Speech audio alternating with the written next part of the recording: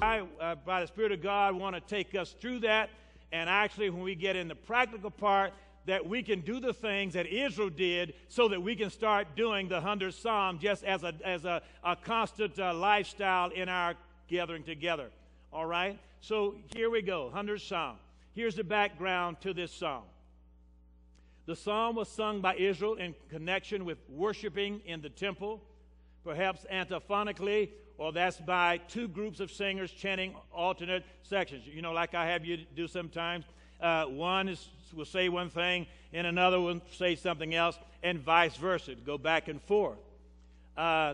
It's a psalm of thanksgiving for God's dominion, and when you read the psalm, you'll see that, and protection, provision, and deliverance. All right, so Psalm 100 really is a combining and thanksgiving focus upon the dominion of God, his protection, provision, and deliverance for the people of Israel. Now, the Ascent Psalms were a prelude to Psalms 100. The Ascent Psalm. Ascent means to be going up. When we talk about ascent, we're talking about going up. And Israel would always be going what?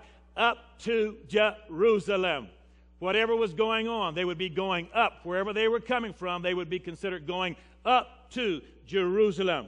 All right? Up to Jerusalem. So let's remember that whenever we are going to go up into the assembly of the congregation and come together, that we are always going up to. We are going up to GLC. We are going up to the people of God. We are going up to worship together. We are going up to magnify God together. So we are always coming from somewhere, going up somewhere. But it's how we go up will determine how effective we are when we come to where we are going up to. So if you basically, from a orderly way, you would want to do the Ascent Psalms before you try to do the 100th Psalm.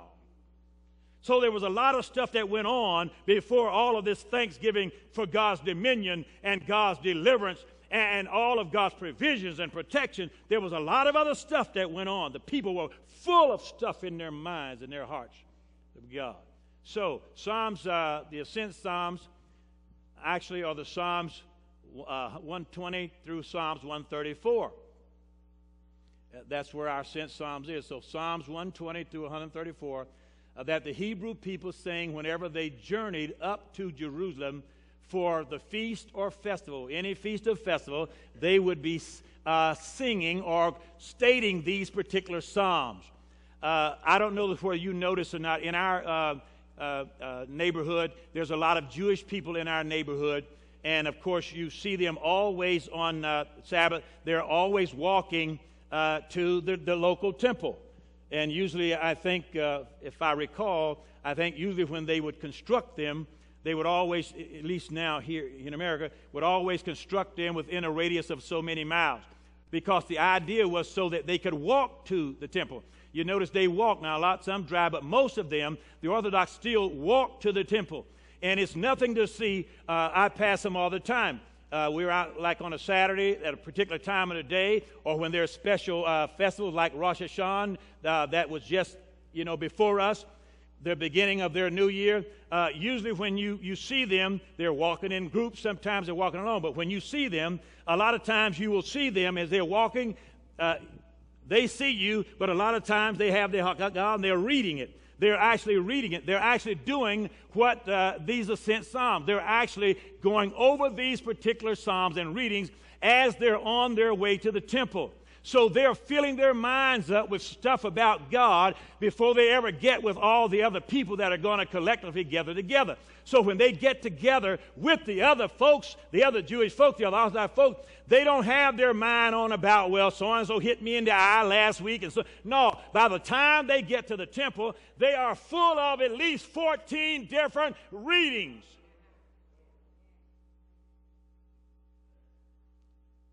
And you think they don't see you. No, they see you, but they're engrossed in it. Now, some of them you'll see, more of the Hasidic Jews, you'll see them as they're reading. You may see their head bouncing like this, forward and this, and just like this. And they'll walk right by you. All right, you can know them. I mean, we can recognize each other by face. But at that time, they may not speak to you. They're not trying to be disrespectful or anything else. What they're trying to do is basically, from their historical practice, they're trying to tune their whole being and mind into some things about Jehovah and what's going on, because when they get to the temple,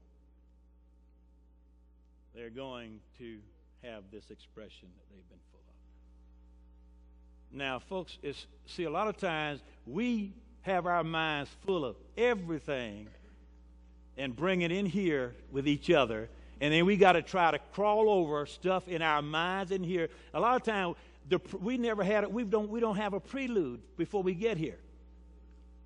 We try to sometimes do the prelude here, and everything else we try to do it all here. And a lot of times there's a pull because people have not done what should have been taking place